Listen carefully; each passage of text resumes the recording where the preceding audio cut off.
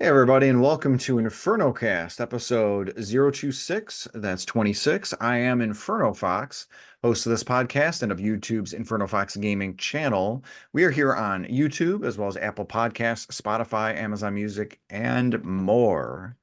Tonight, joining me is my fantastic cast and crew, and we've got in a very particular order, starting off, we have Simbu Darkfang. He is our level 5 grandpa, Basement of the Dead main actor. Again, that's Basement of the Dead, located in Aurora, Illinois, and part of Chicagoland. So if you're in the area, check out their schedule and make sure you check them out. And one of, if not the best at fork knife BRs. Don't fight me on this. Simbu Darkfang, thank you so much for joining us. Hey, it's always good to be here in Chicagoland. Just dodging the pellet guns, so And he, mind you, we're in Chicagoland, so he's lucky it's just pellet guns. Next up, we've got Stormrosesky of the Twitch and YouTube channels of Stormrosesky. Storm, thank you so much for joining us. Thank you for having me. It's a pleasure to be here.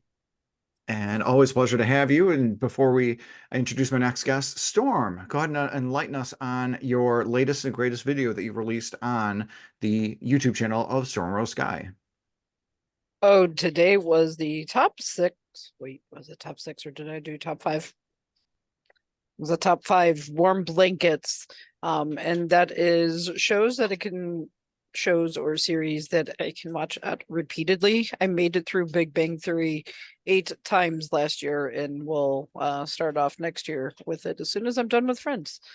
So there you go. But that is what that video is about, and I will hopefully have another one done before school starts again next week. Excellent. And definitely look forward to checking that out. I totally missed it too. I made sure to subscribe, but I must not have rang that bell for notification, which you, the user, should make sure that you do for our channel here, as well as Stormrosesky. And next up, we've got Jamie Owls. She is my partner and partner in crime. Jamie Owls, thank you so much for joining us. Thanks, excuse me. Thanks for having me. I'm glad to be here again and talk about video games. Absolutely.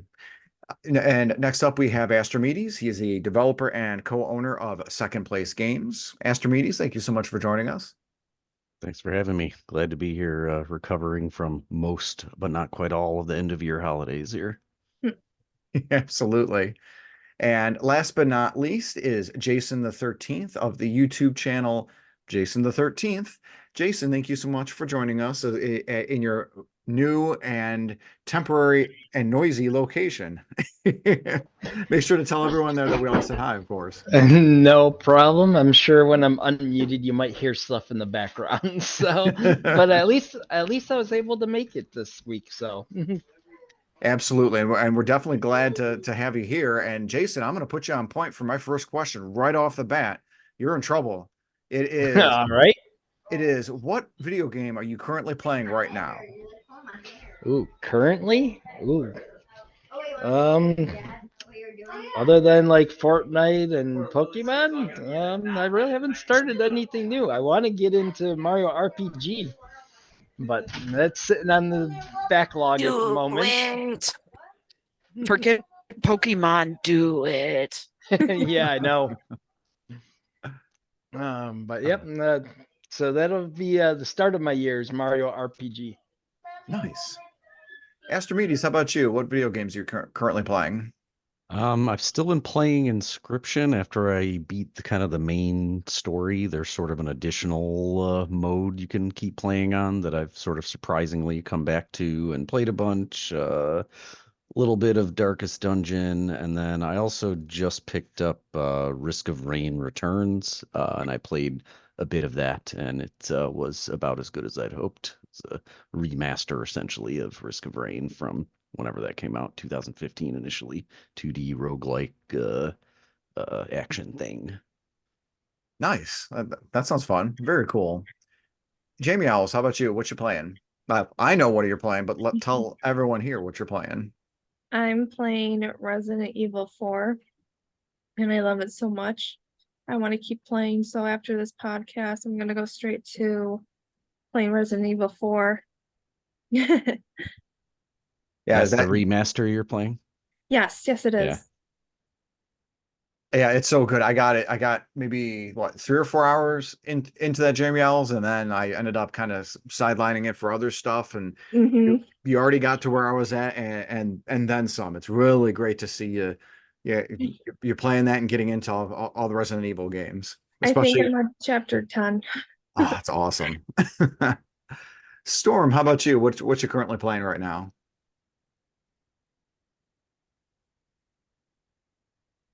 Oh, Storm, did we lose you? No, Oh, there you we are. had Sorry. muted me because there are cooking sounds in my background. So, mute happens with me, as we know. That's just a way of life for me. Yeah, Storm mic So check. yes, all the time. Anyway, Animal Crossing, Fortnite, and God of War Ragnarok is what I'm making my way through right now. Very nice. Excellent. And Simbu, how about you? What you currently playing right now?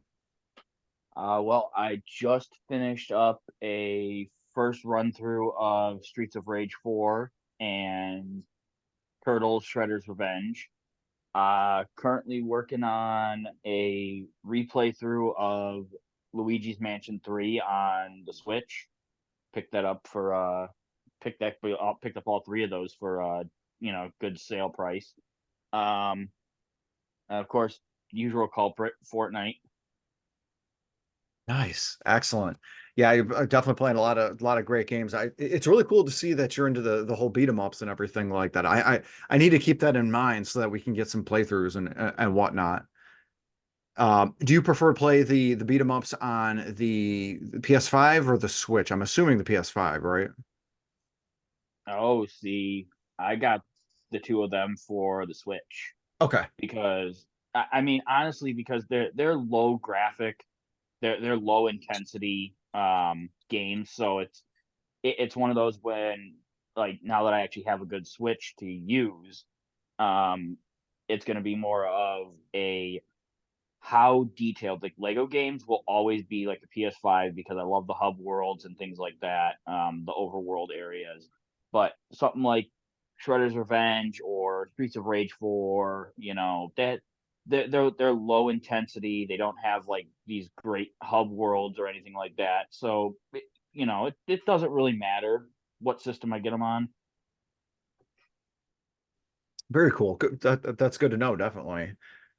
And kind of segueing that into just the general topic for video games is we're going to round out the year because this, of course, is the last podcast, not only of the year, but for 2023. And we're going to be ending it strong, kind of going into what we've played through in 2023. And it's always important, though, to remember that Big Brother is watching you. And no, I'm not talking about Storm's husband, or at least for me. One of the things with Big Brother is that uh, he always has the year-end summaries of gameplay to give you. So, like, this includes companies like Steam, Nintendo, Sony, and the like, where they do their year-end review stuff.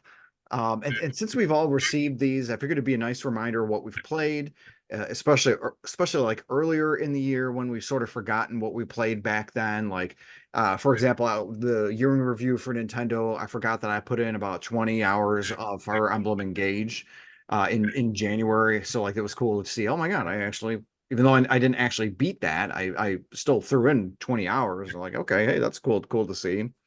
So kind of based on these summaries, I want to ask you guys which service you ended up putting the most amount of hours in and what games you ended up playing the most this year. And let's see, Storm, I think I'm going to ask you first. So what service did you end up putting the most hours in and what games did you play the most? Okay, PlayStation 1 with a whopping 999 hours.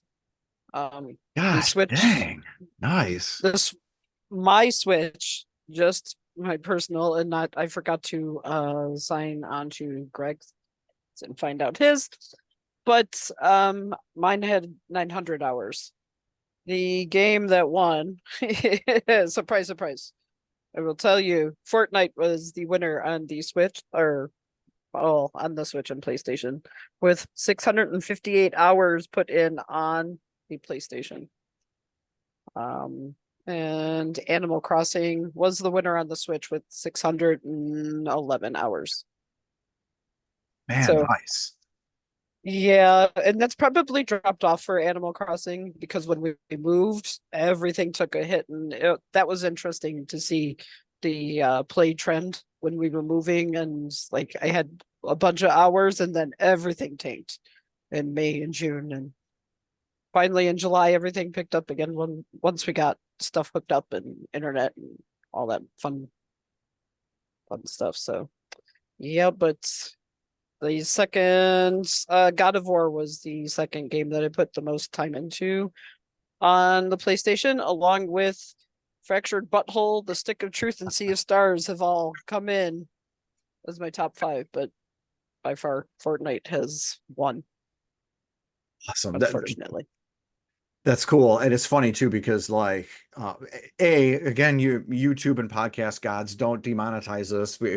Storm is saying, but BUT space WHOLE. Yes. When she says Yes. butthole, she says butthole. Or if you like it, you could say bottles, and it's just a odd accent. Bottles, butthole. Yeah. It's funny. Fractured Exactly. butt, Yes. comma, hole.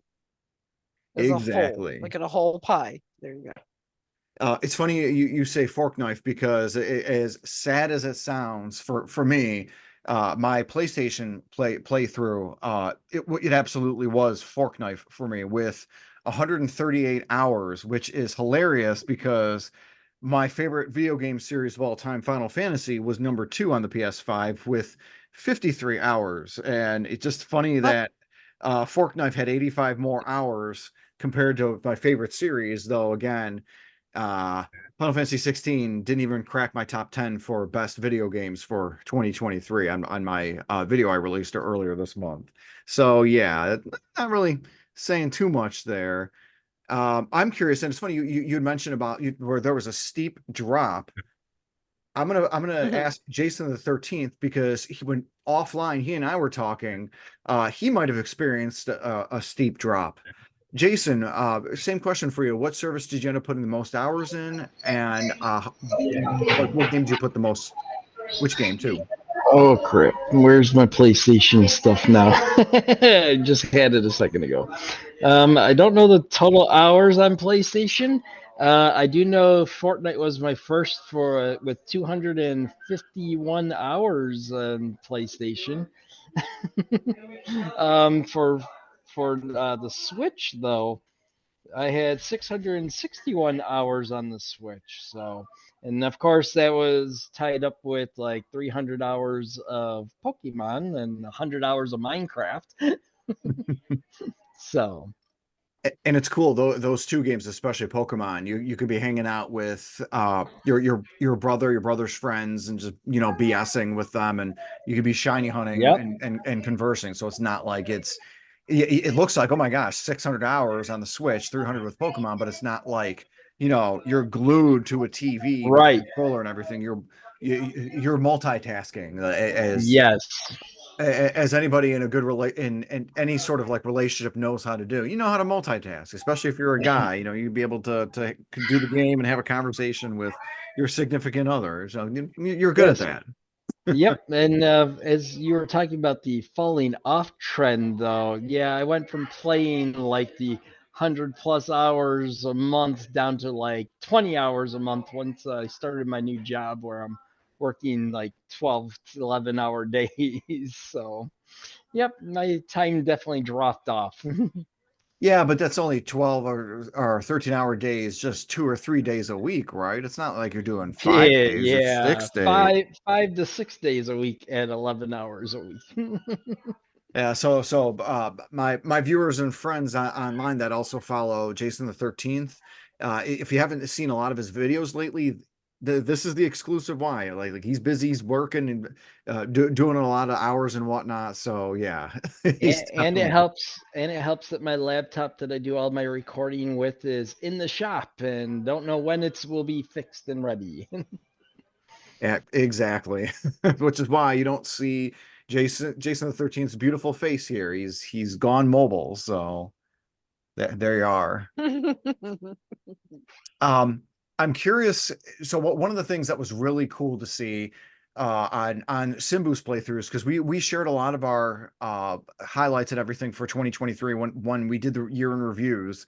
It was really cool to see Simbu's diversity in regards to the number of games that he played on the PS5. Because I think Simbu, it was like 70 or 71 different games that you had played or something like that. Am I remember that correctly? Uh, Hold on 1 second. I'm trying to pull it up here. Having a little bit of technical issues. Chromebook kind of is. Am I muted? Nope, I hear you. Nope. Okay. Chromebook's sort of a Um, computer. Yeah. So, give me a few minutes. Yeah, we Inferno could. Fox. I can. Let's ask Astrimedes while you fight the good Chromebook battle here. Astrimedes, what kind of year in review did you get with Steam? Yeah, so they've been doing it for a little while. It was the first year I actually checked mine out. But yeah, it's interesting. Interestingly, I just noticed I don't know if there's a way to drill down and see hours. I don't actually see hours, but I do see sessions played. But yeah, hands down, predictably for me, I spent all my time in Steam. Essentially, it's basically the only game platform that's current that I own, apart from occasional forays into emulation or playing at a friend's house or something like that. So it's, I'd say in reality, it's 99.9% of my playtime was on Steam, with the 0.1% probably being random gaming I did with Inferno Fox on the Switch. But yeah, it's the breakdown is pretty interesting. I don't know how they've evolved year to year or whatever. It shows a link to the prior year, which I looked at a little bit. But interestingly, this year, which is probably kind of unusual for me, I actually played the new games I got more than old games I had. I did a little more exploration of new titles this year that actually turned out well. It seems like, compared to prior years. That's cool. Yeah, it's funny. I remember you had mentioned in previous casts and conversations, you kind of been jumping into a little bit of more new titles, sort of inspired from the podcast here. Yeah, definitely. Whereas in the past, I maybe would have only, kind of looked at gameplay on YouTube for a game or something like that. I'm a little more inclined now to pull the trigger and buy something and play it for a little while, which, to be fair, isn't that hard to push me into doing. I don't really mind spending money on a game. I'll even play for a few minutes. I'll almost never return them, even if they're almost offensively bad, because I don't mind giving devs a few dollars. I know how hard it is to scrape those dollars up as an indie developer in particular, which mostly tends to be the games that I play. Yeah, and it's funny because you're an indie developer yourself, you really have gained that appreciation that other indie devs have put into the games and whatnot. Yeah, I appreciate a little weird game, and I want more of them in the world. So I like to, when possible, throw money at cool, weird little games. That's awesome though. Simbu, have you been any luck praying to the Chromebook gods? Otherwise, I think I got your information in front of me. You probably have it. Um, Because yeah. Well, I can at least speak on the amount of games I played this year. 79, Which right? which was 40 something, 40 plus PS5 and like 33 PS4 versions. So looking at 77 ish, I believe. I'm fighting the Chromebook over here, so Yeah, in our offline chat that us podcasters share, we ended up sharing a thing, and if you're viewing the screen here on YouTube, this is actually Simbu's 79 games that he had played for 2023, and this is really impressive. Simbu, I'm going to definitely give you kudos on that. Not only that, but also the 1,503 hours that you put in on the PS5. I'm I I'm always impressed with you, but especially the fact that you're putting in 79 games. Would you attribute that many games being to taking advantage of the PlayStation Plus Essential tier and the freebies that they give? Do you think that that's part of the reason why?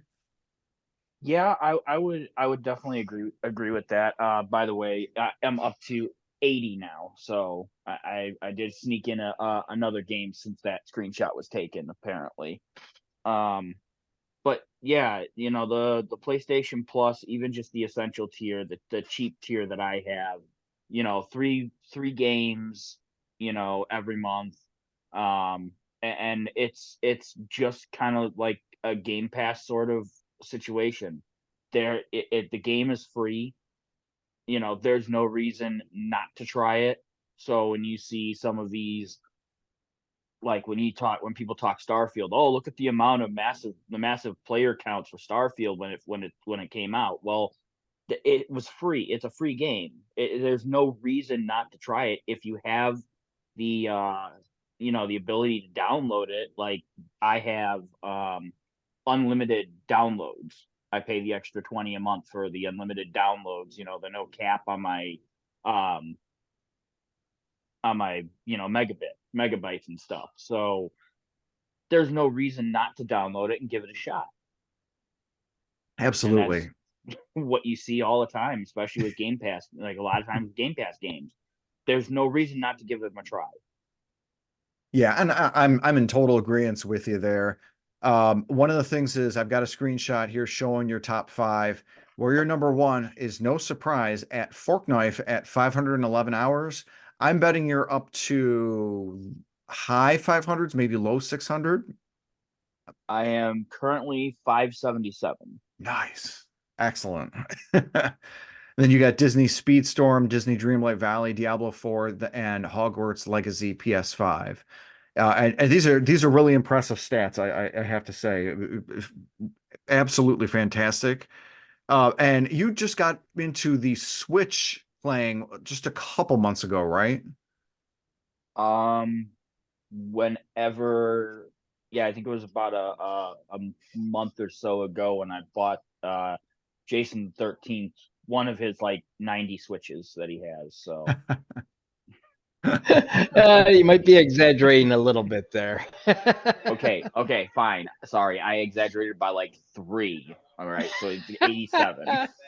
Yeah, I was gonna say, sadly, only a little bit of an exaggeration. It's not much.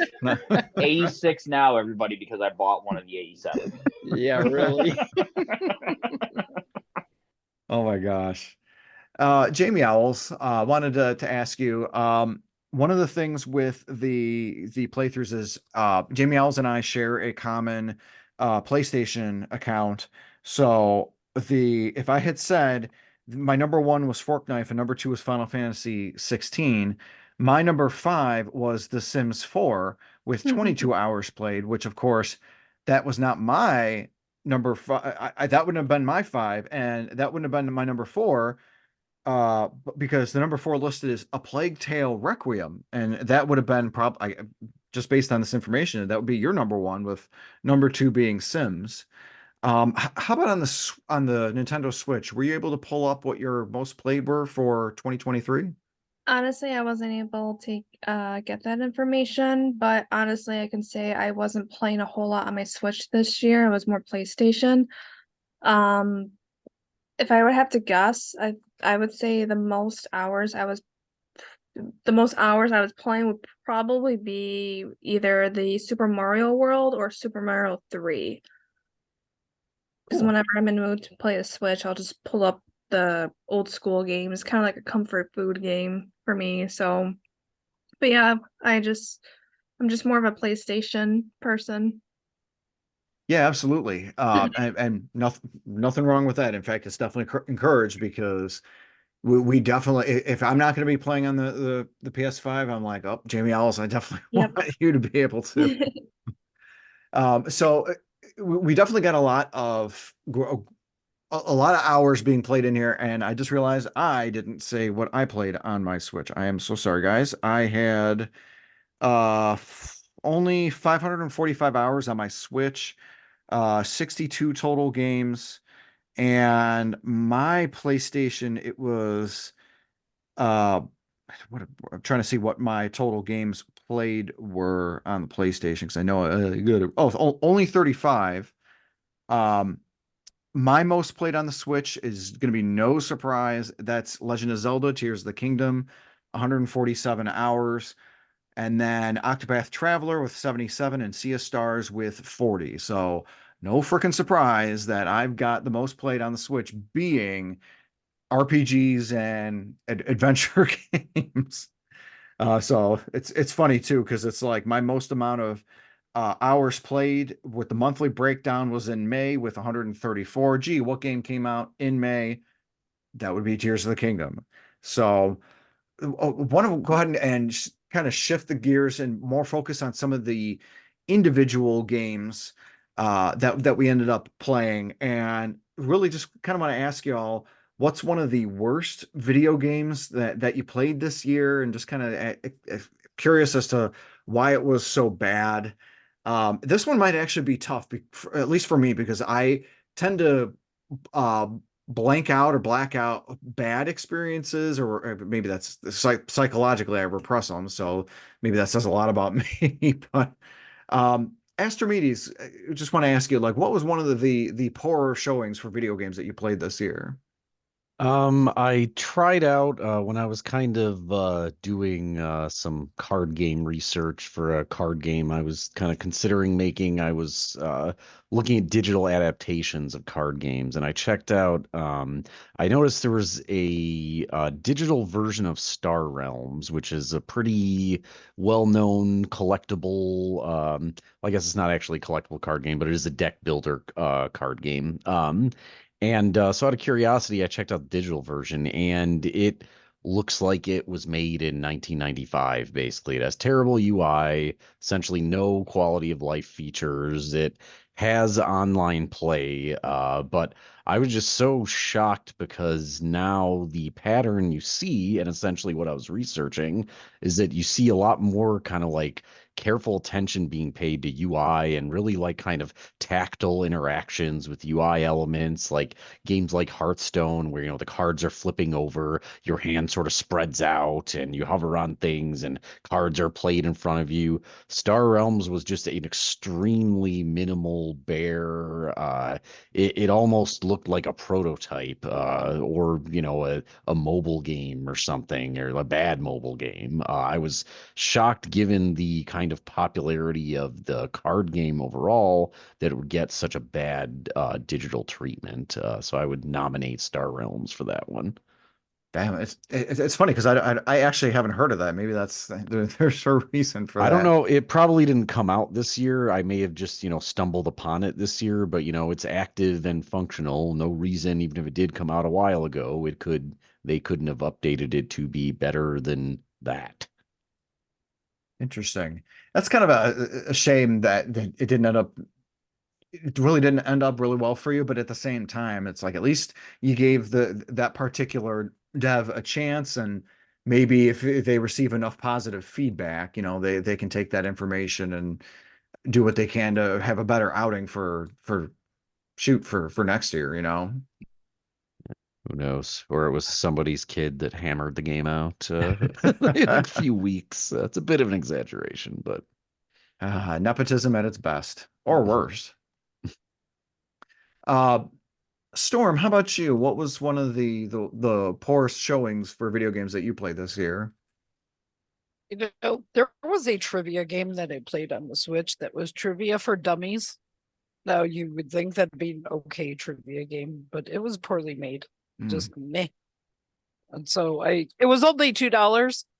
I'm glad it was only $2. So, it didn't hurt very much. I only played it once in January. once I downloaded it and then regretted that download. It was just that bad. Other games that I know it's not a bad game, but it just didn't get my interest, and maybe I will wait until you're ready to go over to that end of question before I throw in that one, because it's really not a bad game. It just was not for me. Other than, oh, there is one more game that was kind of ick, and it was the Avengers on the PlayStation. I just did not like it at all. So, yeah. There you No, go. that's it's like you and a few millions upon millions of others, at least from what I've heard with that particular entry, as it were. Um, it's let me ask you now as well, Jamie Owls. I know you haven't played as many games, perhaps, as maybe like myself or whatnot, but what would you say is one of the poorest games that you've played this year? The only one I can really think of right now would be a game called The Chant. I would say I only probably got in a half hour at least. What did it for me was number one, the graphics. The graphics weren't too great, so it wasn't really impressing me. And also, I don't know, just some of the movements and the little bit of the tricks that you needed to do within the game just bored me to tears. So I stopped playing. Usually I'm pretty good with stopping a game if it's not catching my interest right away, so I don't waste my time. So I would say The Chant was probably the only game this year for me that was just really icky, and I couldn't do it. I just couldn't move forward with it anymore. Yeah, and like I've said before, like out of anything, I really applaud how you are able to set the games aside and not have that sort of pressure to kind of finish the fight as it were. It's like, okay, if the games aren't what you're looking to get into or looking to do, yeah, it's really cool that you don't have that sort of forced feeling. Oh, well, I Mhm. have to finish it. I have to see it through, you know. I think that's a healthy adult attitude. I started doing that a lot when I started developing games in particular too. I mean, I think part of it is I think most, not all people. I definitely don't really have that like completionist streak where I necessarily feel compelled to finish a game just because I started it. And as I started doing development, I started kind of valuing more sort of dipping in and kind of checking things out and feeling like I'd gotten what I wanted if I did, some quote unquote research and then left the game. Yeah, that's definitely a good way to approach it and to do it. For me too, it's like I employ the book rule of, you read the first 75 pages. If the story, the writing style, the aesthetics and everything like that aren't catching your attention, then, set it aside, set it Mhm. down. Maybe you feel like maybe I'll check it out later. And if I never get that feeling again, all of us each have anywhere from 30 to 35 plus years of video game experience each. So that means that we also don't have that many years left. So the years that we do have, we want to go out and play the games that we want to play as opposed to games that we feel forced to play. So Mhm. it's really like Astrimedes has said, Jamie Alice, definitely a great thought process to have. Yep. Simbu, how about you? What was one of the video games this year you played that was just you just had the worst time with, you just didn't care for? It was just Oh, I got two. Ooh. One of them is no longer even listed. That would have been the battle royal style beat 'em up Rumbleverse. I thought it would be kind of fun, open world sort of, battle royal, doing, playing as a wrestler, doing wrestling moves to, fight each other. The combat was horrendous. I mean, it was just it was just god awful. You don't like hitboxes were atrocious. I would be getting punched from 5 feet away from the guy, but yet I would swing and I wouldn't hit him. So it's just very clunky controls. Your character's very slow, even though I was a thinner, agile female character. So, but yet some big clunky, Brock Lesnar sized avatar would be able to, move faster than me somehow, which makes no sense. So that game ended up being on there for what, Inferno Fox, maybe a couple weeks, a month, and it got delisted completely. And then my second one is Generation Zero. It's a free to play. My old gaming crew, we kind of downloaded it, to try it. It's basically a Wish.com version of DayZ.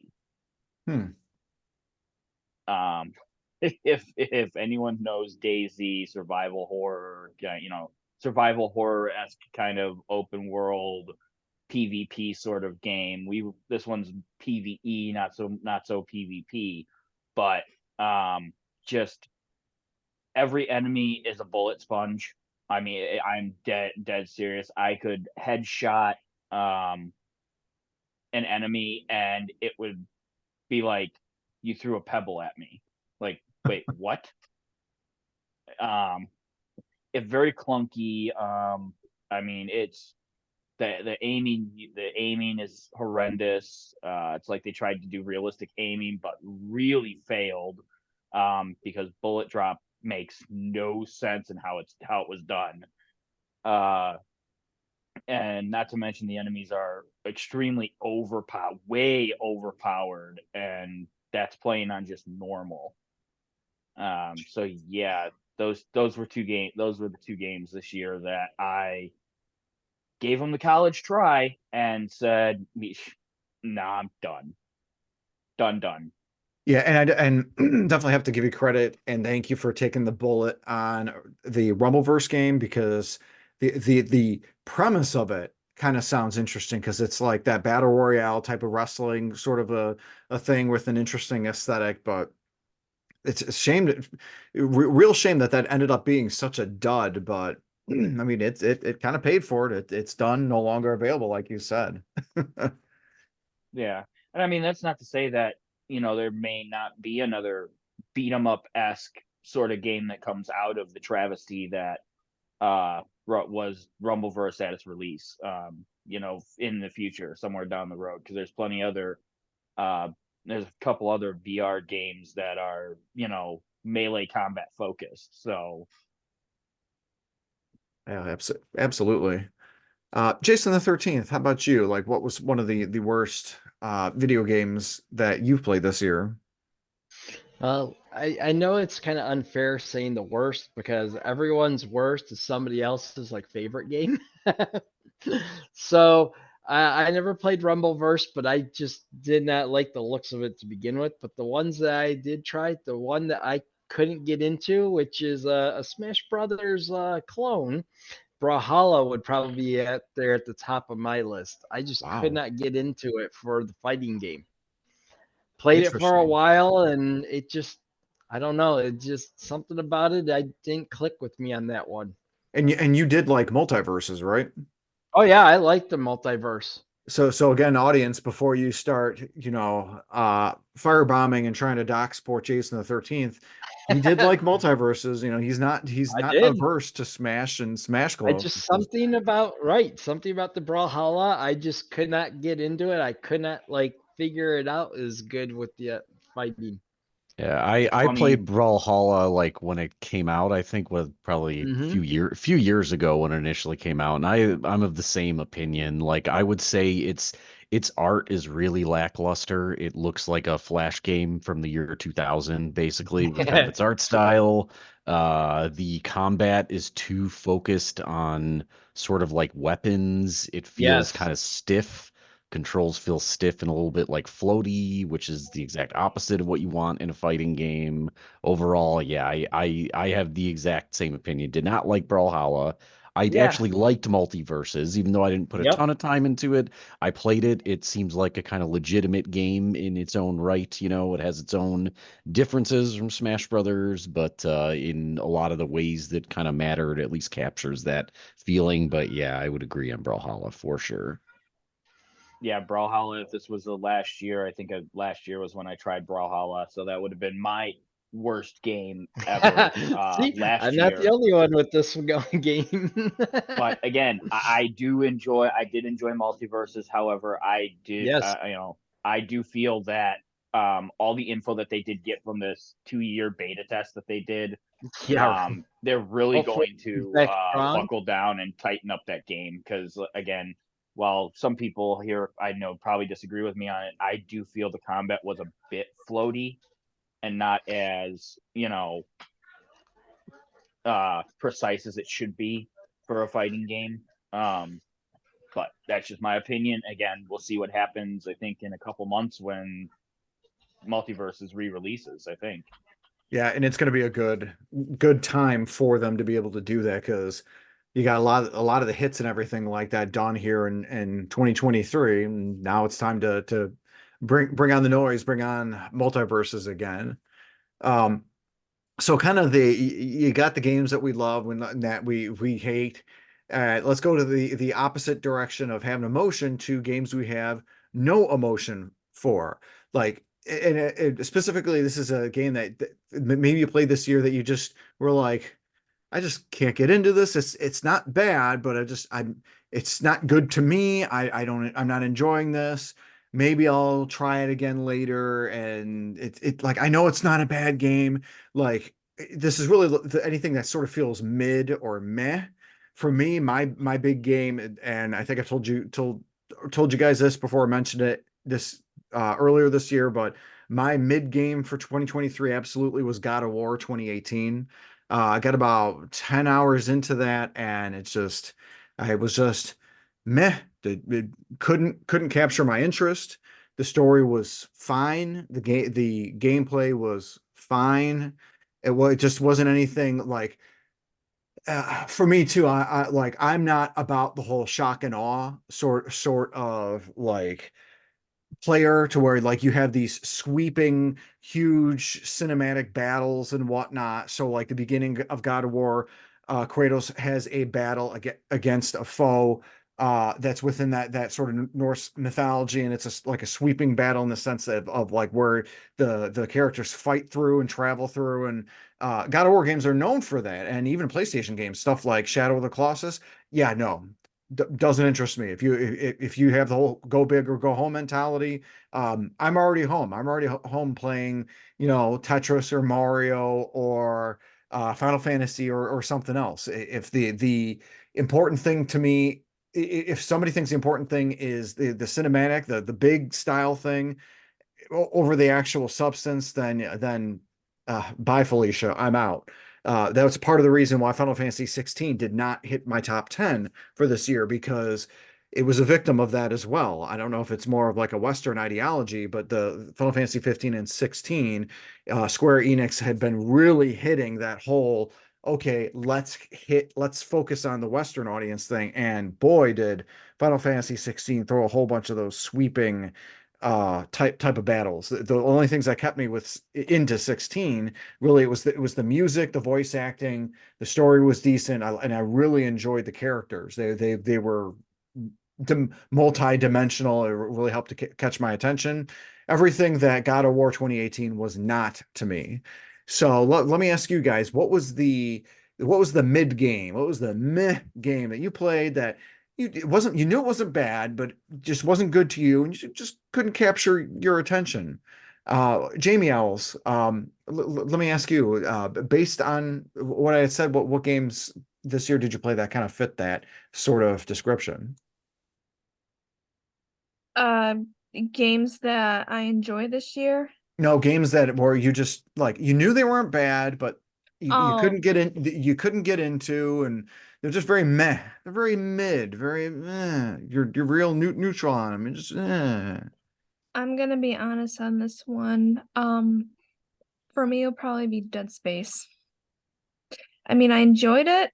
I'm glad I finished it, but there was a period where I played for a good month until I'm like, you know what, I need to take a break. I need to go on to play something else, kind of maybe something that's more cheerful, even though I love playing all the horror survival games, but I for some reason that one was just kind of like, I just, wanted to play a little bit more of The Sims, play a little bit of the Animal Crossing, and then I got back to it. So I'm proud to say that at least I finished it. It was good, and from what I'm hearing, they're making a second one or remaking the second one.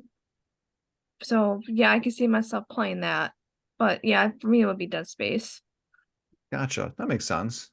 Yeah, when I first played Dead Space, I had a very similar reaction. I did not go on to finish it. I liked kind of the ambiance and everything. I just felt it got very repetitive. Like, Yes. I feel like the game could basically be like 30% as long as it is and be sort of a better experience.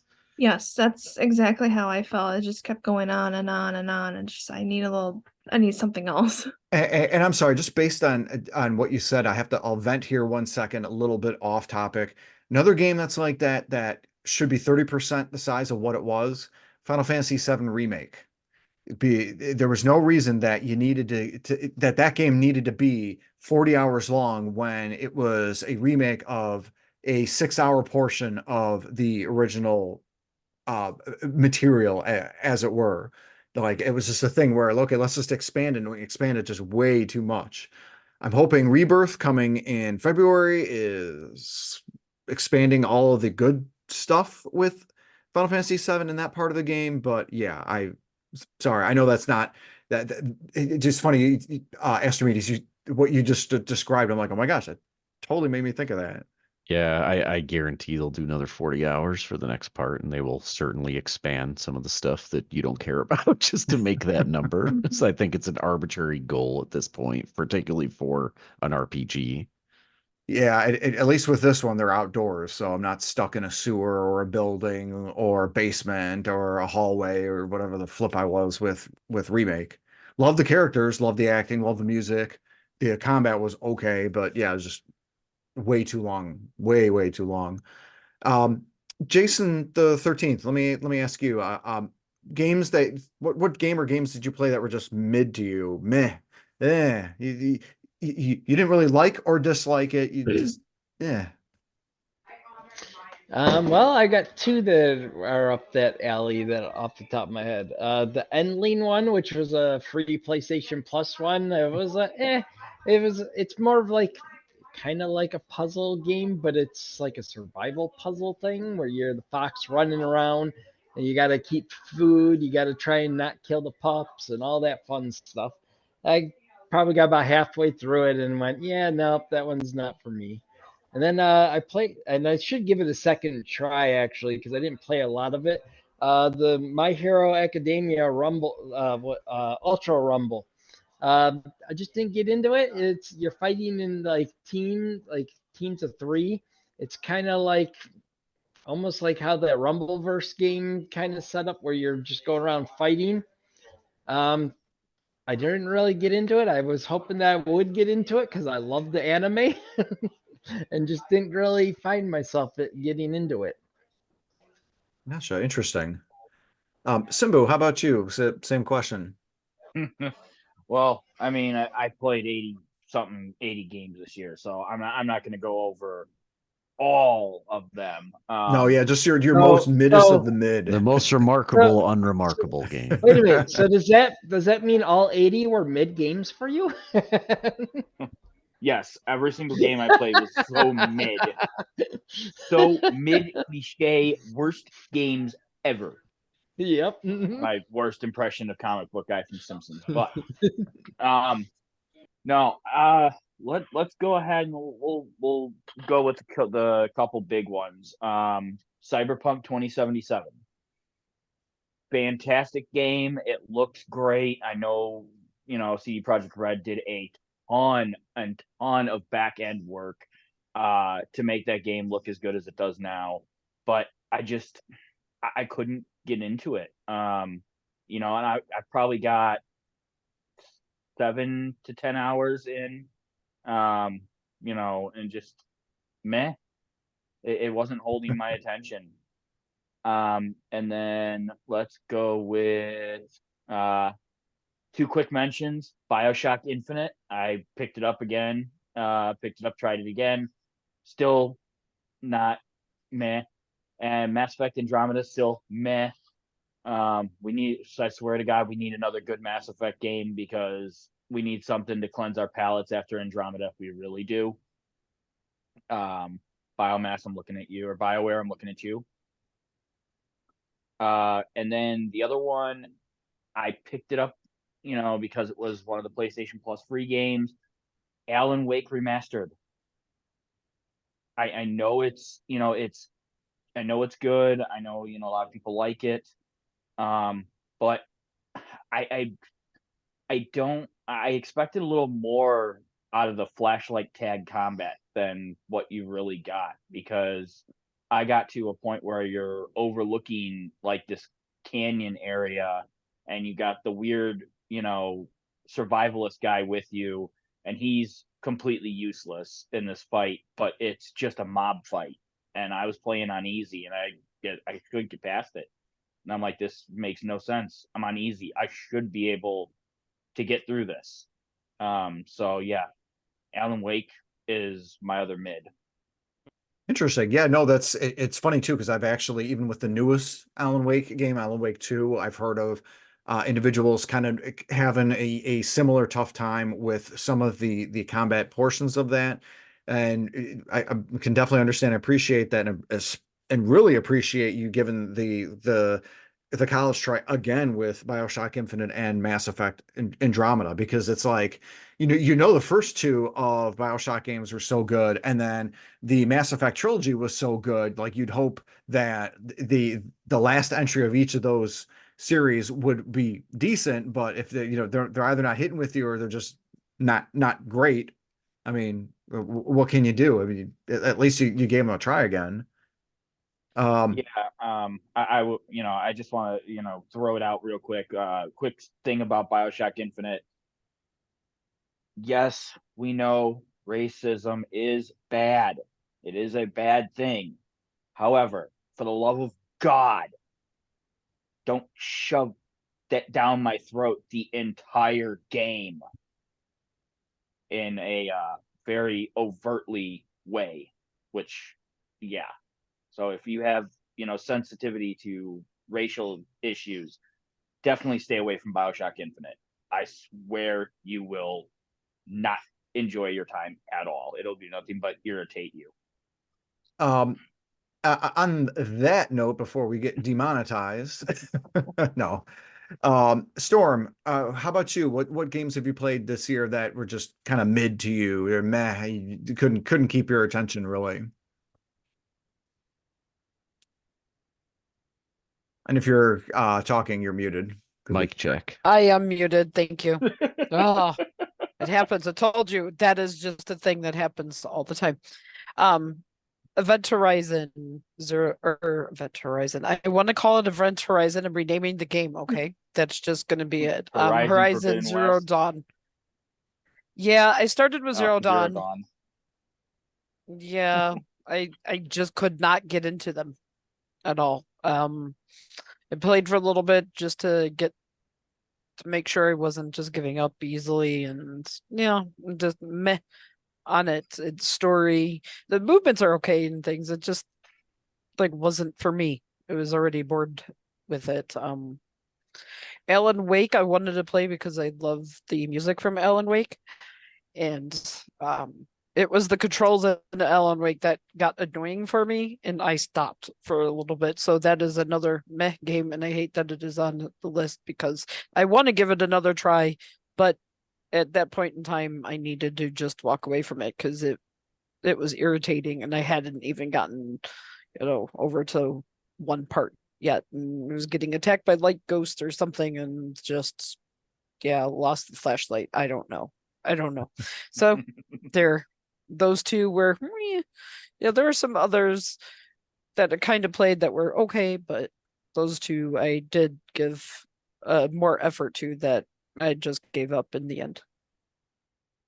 No, that's totally fair.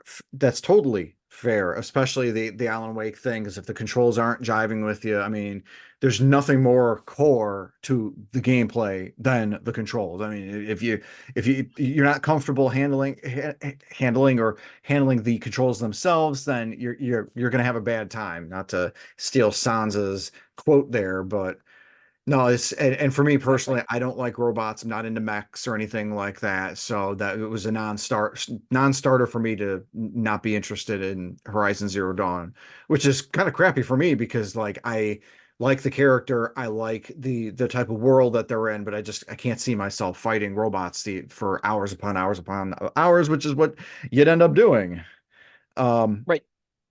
Astrimedes, did I get your mid thing? Did you? Because you mentioned Dead Space, but was there any other ones?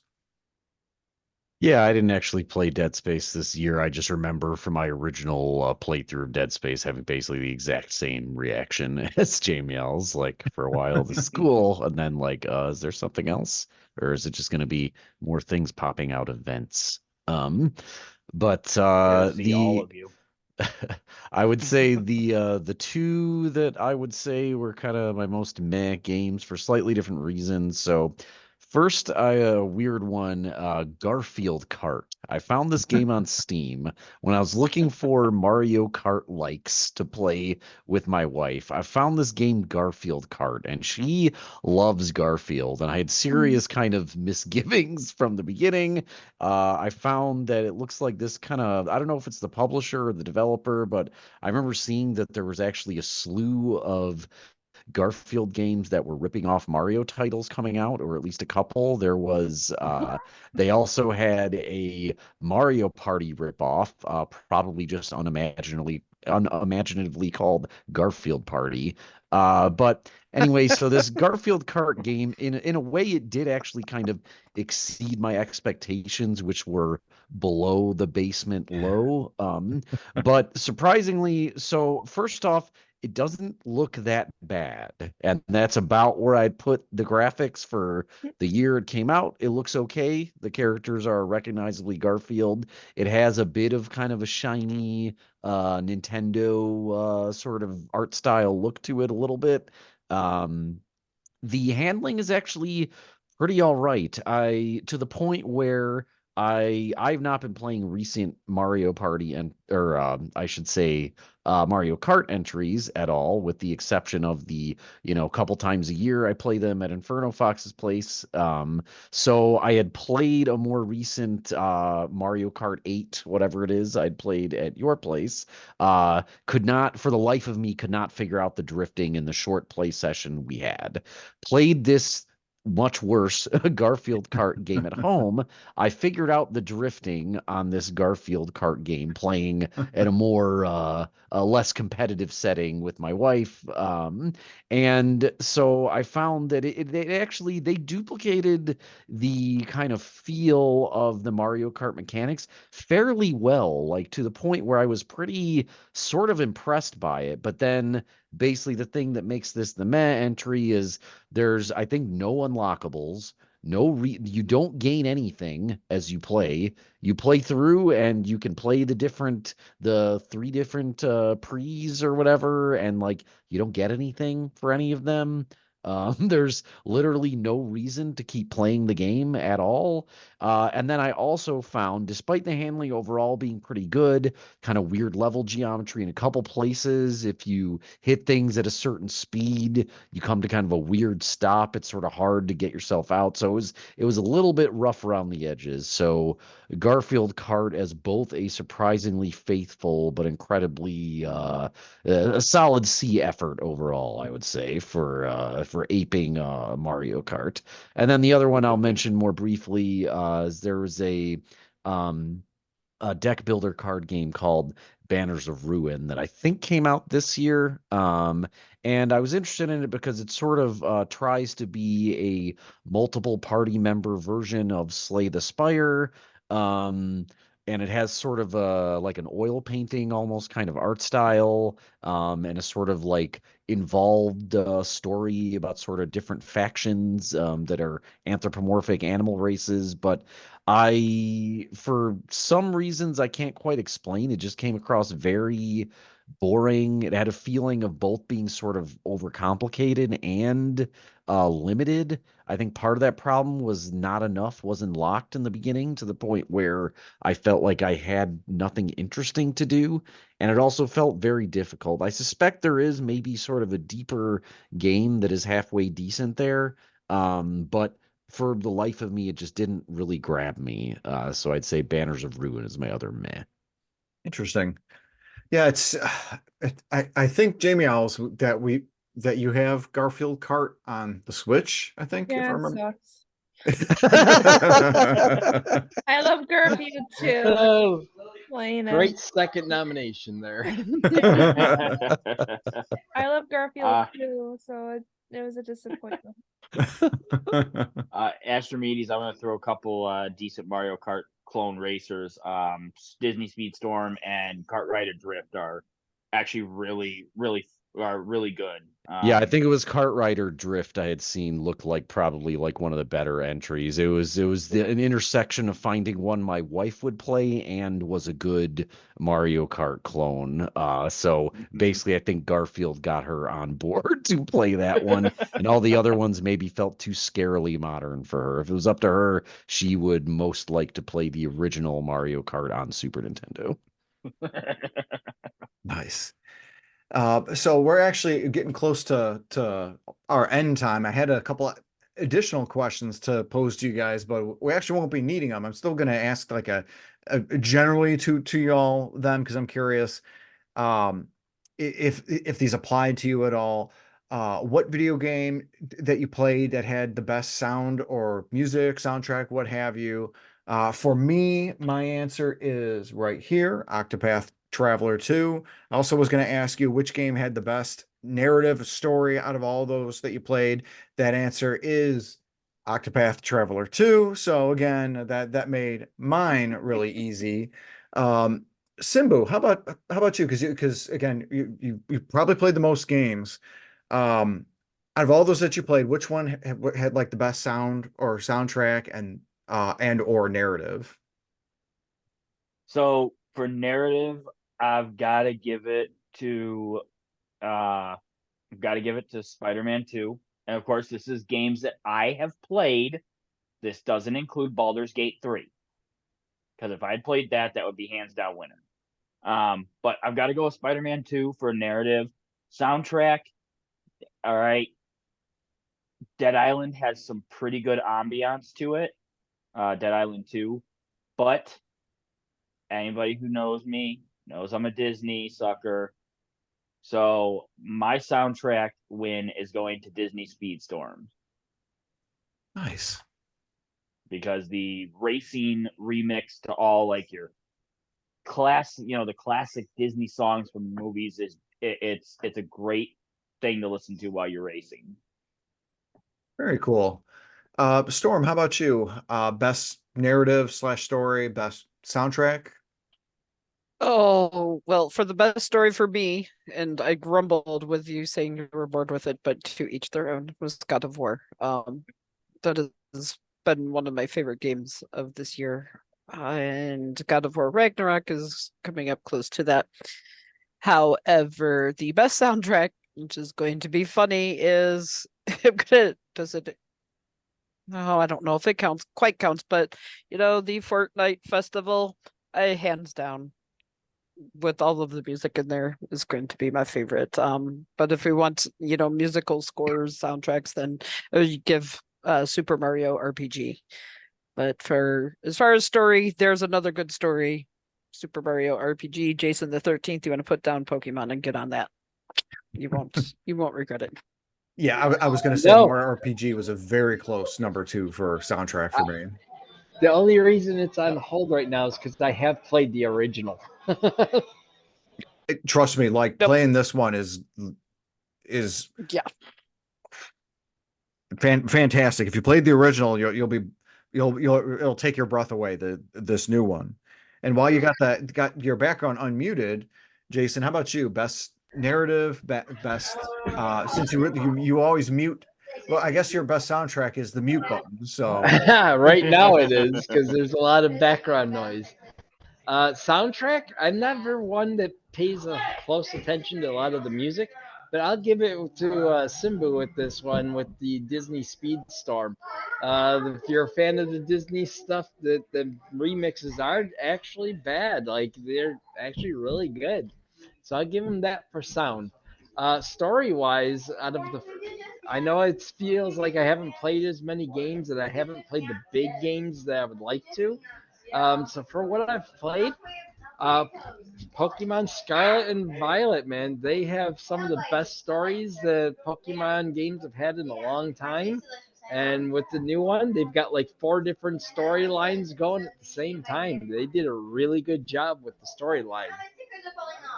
very cool. Astrimedes, how about you? Soundtrack, story? I would say it's in terms of pure soundtrack, it's probably almost a tie. Like Darkest Dungeon 2, which was my most played game of this year. The music itself is really good. It's really kind of dramatic, orchestral stuff. I've actually used it as battle music for my Dungeons and Dragons game, tabletop game that I run for some important battles and stuff. And I would say that's tied with Inscription, that has kind of neat, more kind of toned down, ambient, dark sort of soundtrack, and also like kind of good sound design overall. It's just pretty immersive and ambient overall. Everything in Inscription.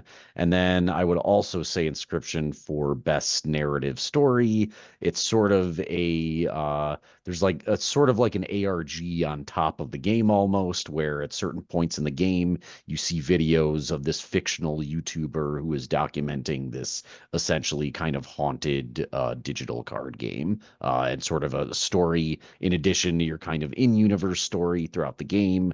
There's sort of an out-of-universe story you also see glimpses of as you go through, and of course it kind of lines up with events at the very end of the game. So the story was more fun than I kind of expected and engaging in Inscription. Nice. And Jamie Owls, how about you? Best narrative, best soundtrack?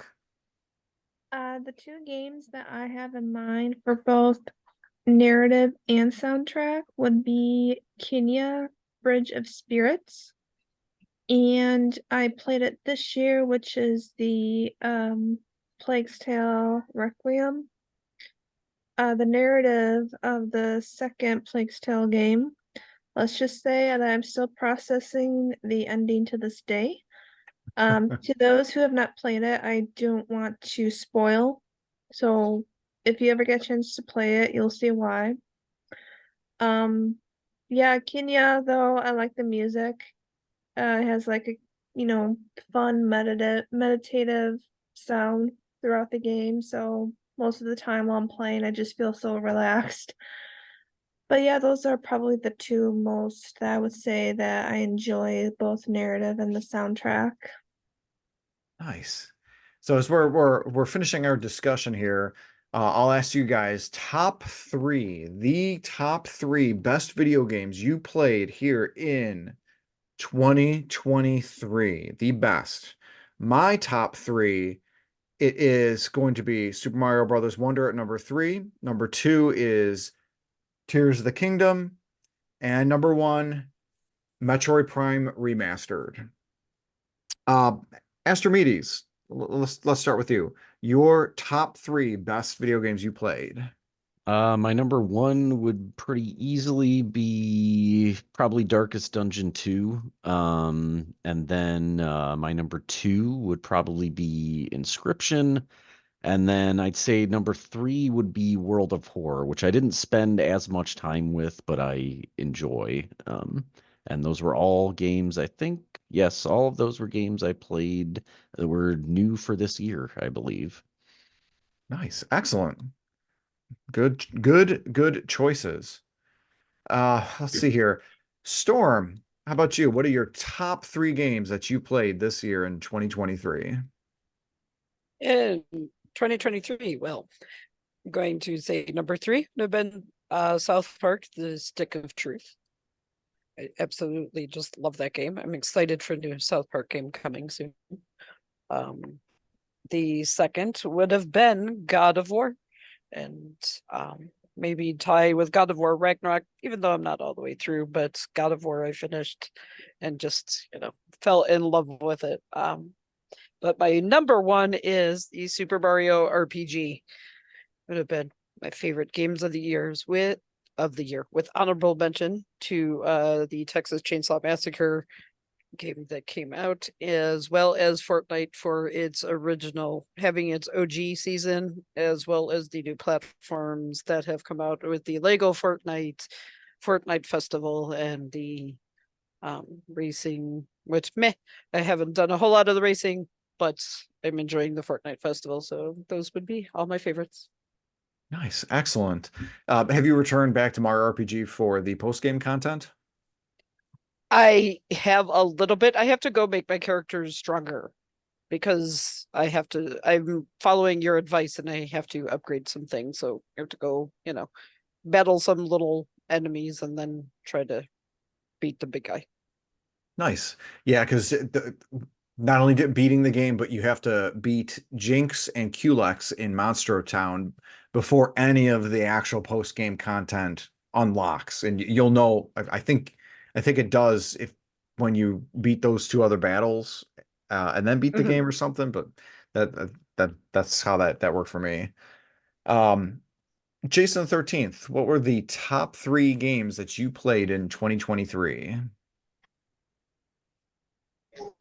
You guys make me feel like I've played no games this year. As you should feel that way. Top 3, sheesh. I haven't played a ton of games this year overall, but the Tears of the Kingdom would be number 1 without a problem. Sheesh, I can't, like I love Pokemon, but I don't. It's never like a top game for people to play. Maybe it is for you though. I know. I mean, it's my go-to. It's my comfort food. It's where I sink most of my time into it. But yeah, Tears of the Kingdom would be number 1.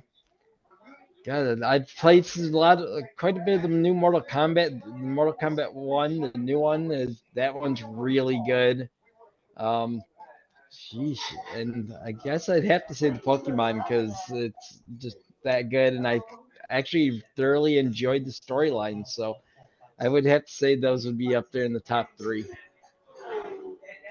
Nice. No, that makes sense. You can say Pokemon because this is your And like I top said, 3. it had the best storyline for what I played this year. So at least in my opinion, that it had the good one.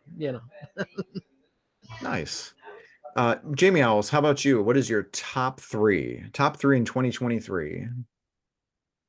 So, as I mentioned earlier, I didn't play a whole lot of games this year, but the 3 that I would say that have to be the best is Cat Quest. Really enjoy that one. Very cute RPG. If any of you love cats, I recommend it. Probably the next choice would be Kenia Bridge of Spirits. Found that game to be a lot of fun, and I love the graphics, I love the story, those little souls, the little black souls, so cute.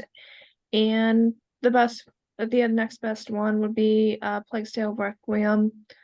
Those are probably my top 3 for this year, and now that I'm talking about them, I want to play them again. So I'll just forget all the new games that I have. I'll just replay all the ones that I want to play again. Yeah, sometimes it's hard to get into the new games when you can go back to the well, go back to the comfort food stuff and play the games that you know and just be comforted by the routine of what's been established. And sometimes you need that. Like it is nice to be able to have the new experiences and everything, but it's also nice to come back home and enjoy what's comfortable. Yes. And last and absolutely certainly not least, I saved Simbu for last for a reason. Simbu, what were the top 5 games that you played in 2023? The best 5 Wow. games that you played. Wow. That's funny because I was gonna have 2 honorable mentions. Now I don't have to. Nope. Number 5, coming in at number 5 and number 4, we're gonna go with Stick of Truth and Fractured But Whole. They're not the first times I played them. I played them before, but I did replay both games this year. Absolutely enjoyed both of them. They are a season's worth of content per game. And of course, it's all, the South Park you know and love. Coming in at number 3, so my actual top 3 is going to be the Dead Space remake. Absolutely loved the remake. Absolutely loved the remaster. Loved the whole dismemberment mechanics that they employed. Love that they were able to do it with the HDR overscanning and everything. It looks fantastic. Looks like how the game should have looked when it first came out, and what the devs really wanted to do, but were limited by the original processing powers and the technology of the time. Number 2, we are going to go with Jedi Survivor. I Because figured Star that'd be Wars. up there. We got to go Star Wars. Lightsaber combat, is always fun. Force powers are always great.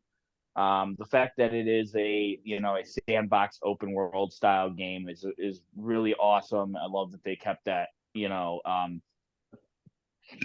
and expanded on that from Fallen Order a bit. But unfortunately the story is a little bit lacking overall, compared to my number 1, which of course is Rise of Kong. No, I'm kidding. Yep, that's right. It's Gotta love those actually monkeys. Redfall. No, it's not Redfall either. Sorry. I'm all right. It is Spider-Man 2. 100%. It's a great story that impresses upon the first 2 games, being Spider-Man and Miles Morales. Expands the whole Spider-Man, Spider-Verse and everything like that. Stays true to it. A lot of cool Easter eggs. And of course, it has a cool little fast travel system, but if you're fast traveling around the city instead of web swinging, do you really even Spider-Man? That's funny because I've heard the same thing. Like you can fast travel, but like it's not as fun as actually swinging around the city and everything like that. Just how they managed to take the system that worked so well on the PS4 original Spider-Man and just not tamper with it. Just kind of keep it, but just make it feel good, make it continue to feel good, maybe even feel a little bit better. It's just really an overall impressive effort. Oh yeah, Watch some technical breakdown videos on some of the how that they accomplish that with like just the massive streaming parts of the city. It's really an accomplishment in that game. Would Dreamlight Valley and Speedstorm be like number 6 and 7 for you, Simbu? Yeah, I mean, while I would say, I would give them, they would definitely be easily top 10. Garrett probably be my 6 and 7, Speedstorm being 6, Dreamlight Valley being 7. I'm at the point in Dreamlight Valley where I have no replayability, because I've pretty much done everything. And, at least with Speedstorm, there's the replayability factor to it. The one quick thing I wanted to say about Spider-Man 2 was it's funny that Spider-Man and Insomniac found a way to make the most annoying and slogging part of a game into the one of the most fun parts of the game, and that of course is traversal. Because anyone who plays open world or sandbox knows that if you play Skyrim, that walking forever sucks. Or like any Metroidvania, it's the same exact back traveling and backstepping and everything like that. Not fun. But in Spider-Man, oh, it's great because you're like, shoot, shoot, shoot, shoot. Very good. Very cool. So overall, I would definitely say it sounds like we had a really great year playing a lot of the fantastic games that came out in 2023. Just like any other year too, there are some not so good games, some meh games, but overall, definitely one of the best years in video gaming that I've seen. So just want to take the time once again to thank my fantastic crew here for not only joining me, but joining me for literally half the year. So 52 weeks in a year, and this is episode 26. So we've been doing this for half a year, and hopefully we'll have another half of the year or many years to have this fantastic podcast. So a huge thanks to you guys for joining me. And just to say on our outros here, we of course have Simbu Darkfang, again, our level 5 grandpa, main actor at Basement of the Dead, and the best person at Fork Knife BRs. No argument. I don't want to hear any arguing here. Simbu, thank you so much for joining us. Hey, it's always great to come in here and you know, have somebody actually want to listen to me for once. What was that? I didn't hear you. What was Yeah, I saying? you know, all's well that had to end bad. And then, of course, we have Stormrosesky of the Twitch and YouTube channels of Stormrosesky. Storm, thank you again, as always, for joining us. Thank you for having me. It's been a pleasure to be here, and I look forward to the next crazy year with you all. As do I, as do we all as well. And Jamie Owls, thank you so much for joining us as well. Thank you for having me. I look forward to next podcast. And of course, we also have Astrimedes, developer and co-owner of Second Place Games. Astrimedes, thank you again for joining us. I'm glad to be here reviewing the games that no one else will, apparently. It's sad too. I've got a Steam Deck. I can play them. It's just I tend to be stuck on my old console ways. It's a hard habit to break. For Inferno Fox, Nintendo calling. Yeah, it's been Nintendo and PlayStation for the last 20 years and just Nintendo for the 10 or 15 before that. Yeah, I'm And chained to my computer, so. and last but not least, Jason the 13th. Thank you so much for joining us again. YouTube channel of Jason the 13th. Not a problem. I love being here with you guys. And for Astrimedes, it's always nice to hear about some interesting indie games there. So it's a good thing you're here. Yeah, absolutely. And a lot of them would really be up your alley, Jason, because they're some of them are really strange, and strange is your middle name. Yes, it is. So, and a final thank you to our fantastic audience for joining us. Make sure to let us know in the comments section below what your favorite games were that you played in 2023, or if you're joining us on Apple Podcasts, Spotify, Amazon Music, or the like, make sure that you let us know through those means. Thanks again for joining us, and we hope you have a great day.